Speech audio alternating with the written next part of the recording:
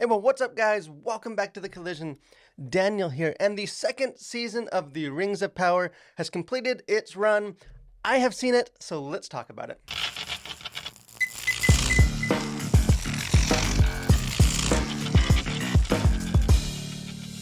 So as any of you that have been around this channel for a while probably know by now, I am a very unabashed Tolkien fanboy. I happen to be a card-carrying member of the official Tolkien Society. So I did approach the first season of A Rings of Power kind of with a mix. I think like a lot of people of excitement, but also just some trepidation. And I do think kind of with impossibly lofty, expectations due to the budget and the beloved source material. And I think the inevitable comparisons to Peter Jackson's superb film trilogy, and just all the kind of toxic rhetoric from people that just seem quick to want to politicize the show and pull it into some sort of, culture war discussion. All of that made it a little bit difficult just to get a firm grasp on exactly, is this show a success? Is it not a success? And I think kind of at best, it is safe to say that I think the reception of the debut season is largely mixed. Personally, and you can check out my full review on our channel, but I found it to be a very highly enjoyable, if somewhat imperfect, return to Middle-earth. In fact, after a rewatch of the first season to prepare for the second season, kind of distance from a lot of the external noise, I even think it holds up better the second time. I think season 2, well, I think it's probably unlikely to change any of the entrenched opinions of people on either extreme feelings towards this show. I do think that this is a show that seems to finally really be finding its footing. I think without, some lingering shortcomings, the second season just is a clear step forward in both quality and storytelling. And I think comes closer to sort of the lofty heights that, of the immersive Middle-earth drama that I think many fans were hoping for from the beginning. So I think because I love this stuff, rather than doing, the typical type of review that we, do on this channel, I just wanted to talk about it because I love talking about Tolkien. So let's get into kind of 10 thoughts I have on this show of either things I think the show does really well and maybe some where it still needs to improve. So first up is the writing. And I think this, personally, maybe this is a pet peeve, a grudge of mine, is that I do think kind of in film criticism, too often like bad writing is just used as like a shorthand for the story did something I didn't like or would have done different. Because I think The Rings of Power, both seasons have been criticized by some viewers as having like bad or even terrible writing, and kind of some of the evidence for that is just, condensing Tolkien's timeline or choosing to center the show on a young and headstrong Galadriel. And I think both those things may very well be valid concerns, but they're more assessments of like the show's overall like design and vision rather than they are the actual like writing, used to execute that plan. Because contrary to, I think, maybe some, widespread unfavorable narratives, I actually found the writing in season 2 to be quite strong and even excellent at times. I think it's a step up from the occasionally clunky writing of the first season, because in this season there were really no lines of dialogue that made me cringe or sit up and take notice. And I think those that did, such as like repurposing famous lines and quotes from the movies, did so for completely separate reasons. But I think much of the dialogue and the character work in this season is outstanding, such as like Celebrimbor's I think very beautiful speech in defiance of Sauron during the finale, or almost every interaction between King Durin and his son. And even just like Elendril's sort of, repeated wisdom about, the nature of faith and courage. I don't think that The Rings of Power is a poorly written show. I think it may just not tell the exact story that I think some hoped it would. The Rings of Power is arguably the most ambitious, television show ever attempted. And I think at times, that grand scope can be a major strength. I think the breadth of the world and the story truly is like unlike anything else that I've ever seen on television. I think even holds up against most modern films. I think with Tolkien, like the world of Middle-earth has almost always been as much a character as the actual people that inhabit it. And this show definitely doesn't hold back and just showcasing it in all of its glory. But the poison side of that Nazgul blade is that I think the show does also buckle. It's under the immense weight of, the scope at times. I think the first season struggled to juggle, so many different storylines and characters. And with season 2, sort of the cast is even further fractured and divided. I think there's a common criticism of the show that it's just slow. I've heard that from a lot of people. It just seems like it's always moving at a very slow pace, and it's not that nothing is happening, because almost big world-changing events seem to happen in almost every episode. But the runtime is just stretched so thin, like butter scraped over too much bread, which I think just can derail its momentum. And the expansive cast of characters and just the number of races and realms is simply too much for, I think, the show to explore with as much depth as some of us would like. And kind of as a result of that, some of the characters like Isildur or Gil-galad feel almost trapped in like a waiting pattern of, they're kind of kept around to play necessary role in later narrative events, but there's just not enough available screen time now to establish them like before those important canon events happen. Of course, we got to talk about the Harfoots, and I will admit I remain a tentative Harfoot apologist. I think kind of the machinations of the lofty elves and the noble men, it's flashier, maybe more exciting, but I think there's always been an important niche in Tolkien stories for the little people. I think Tolkien used hobbits as, kind of to provide that like, everyman perspective, and for this story, I think the Harfoots definitely filled that kind of crucial role. And I appreciate characters like Nori that kind of provide a starry eye, almost like Spielbergian vantage points of wonder, especially when it is contrast against the very solemn weight and darkness of many of the other storylines. But Hobbit lover that I am, I can concede that the Harfoot subplot in season 2 is, I think, unquestionably the weakest link. And I do wonder how, this season would have unfolded if, their portion of the runtime, which still remains, very disconnected from the wider narrative, had instead been allocated to, better develop the more, I think, compelling plots happening with the elves or in Numenor. I think in season 2, the Harfoots scenes almost feel the most like a prequel, just filling in the blanks. Seems like their subplot is inevitably heading towards the establishment of the Shire. I think that's an intriguing, part of the backstory of the Lord of the Rings. I'm just not sure it's necessarily, necessary for the unfolding story of this particular show. I think it remains to be seen, but for me, season 3 needs to start, I think, integrating these characters into the narrative sooner rather than later. Every story obviously needs a good villain, and Peter Jackson's film trilogy, they're incredible films, but the movies aren't necessarily elevated, on the backs of great villains. Sauron is just a big glowing eye, Saruman never leaves his tower, and the orcs themselves are just mostly like mindless grunts.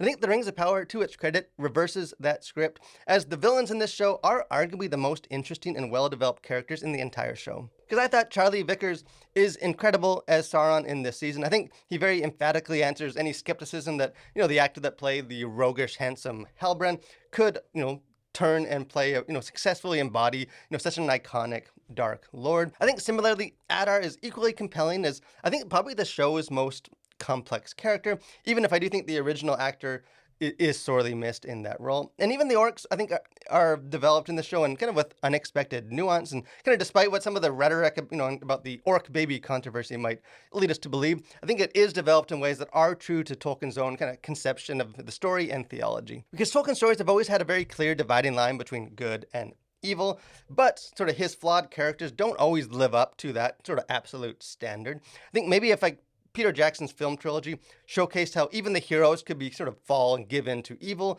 then Rings of Power kind of explores how even the bad guys can still feel that sort of tug, that pull towards the light. Another very divisive thing, especially about the first season that I think carries over into this season, is the portrayal of the character of Galadriel. I think sort of that hot-headed, brash, young Galadriel was just not what many fans expected, especially kind of when contrast to the more elegant performance by Cate Blanchett in the films. Although I did understand the thinking behind that decision. I think, a young Yoda in his 20s isn't necessarily the same sage Jedi Master in The Empire Strikes Back. And I think fans also forget that, like, in those films, the Blanchett version, sort of her great test is to refuse the temptation to take the One Ring and, become a powerful queen that is beautiful and terrible as the morning and the night. She wasn't exactly like a gentle, meek elf in her later years either. At the same time, the Galadriel of the show is just in desperate need of a victory and a heroic turn. Almost perplexingly, the show seems to continue to want to pin almost all the blame, all the plight of Middle Earth on onto her shoulders and like almost invite audiences to root against her. I think her best moments so far, and especially in this season, have been those glimpses we get of like the wise and powerful woman that she will eventually become. It's just that those moments seem to have been, too seldom so far. I understand that a character needs an arc, and perhaps the show is sort of building towards a very satisfying payoff as she uses these failures to grow into, the wise leader of the elves. It's just, at least in my opinion, kind of high time that she started moving kind of with more urgency in that direction. And I do think the way this film or season ends in the finale does give me hope that they will. And just as a quick side note, I don't know if anyone other than these showrunners are at all invested in like the silly kind of Galadriel Sauron romance angle. I think Tolkien wrote some very beautiful romances in his stories, but like, in this show, it feels more like the showrunners are taking inspiration from like Twilight or YA romances. I think the same kind of goes to the unnecessary like Galadriel Elrond kiss, which just seemed more designed to like stoke online discourse about shipping characters rather than it does, to pay homage to Tolkien's great work. I think less of that in season 3 would be better.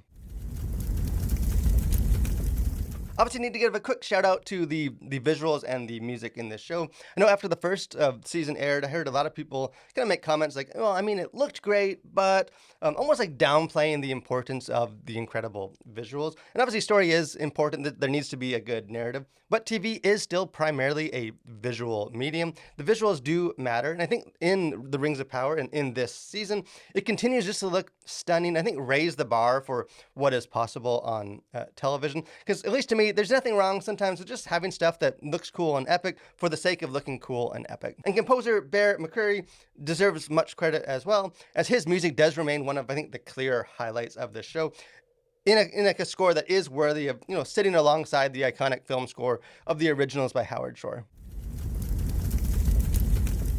One of the big questions about this season, and just I think the show in general, is will it stay kind of true to Tolkien?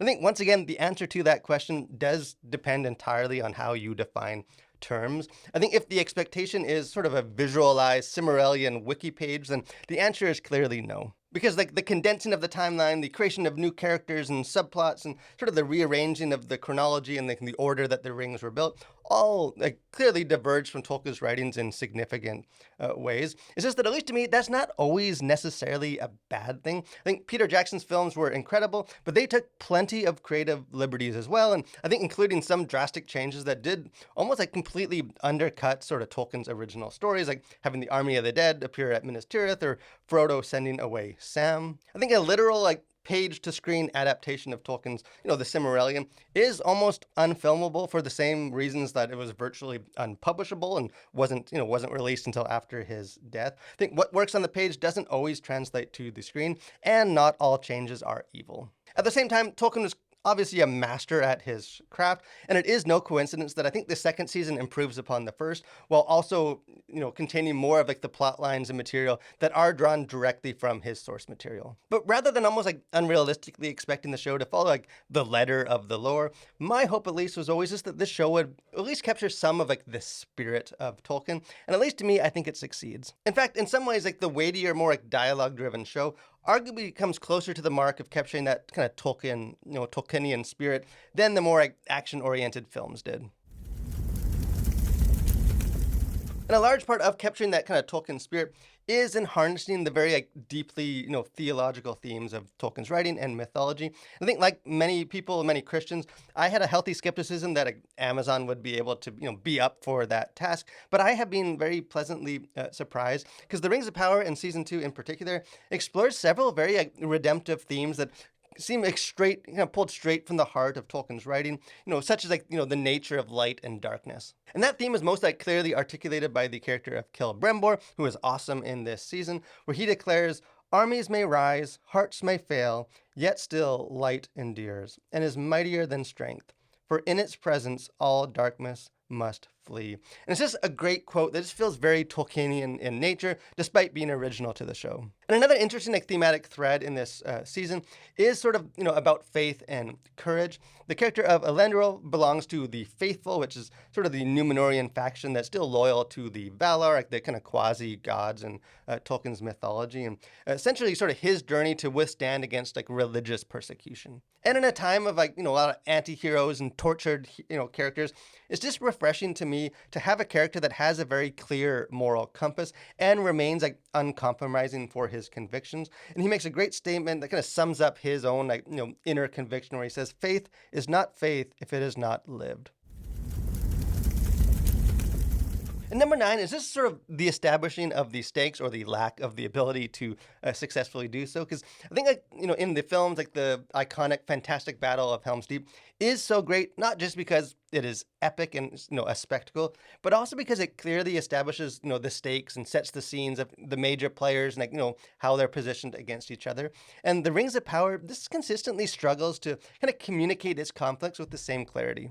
I think this is most egregious with the Numenor storyline. I think a budding civil war between the two factions is potentially very compelling drama, but the show just does a poor job of communicating the parameters, or the various factions. I think, and as a result, kind of the high and mighty Numenorians just appear almost dumb and fickle, as they seem to change their allegiance from episode to episode. And I think kind of the intention is probably that these crowds in these episodes represent different factions. It's not just the same people that are getting whiplash from changing their mind over and over, but the show just doesn't do a good job at actually establishing that. I think a similar critique could be made of just the elves in general.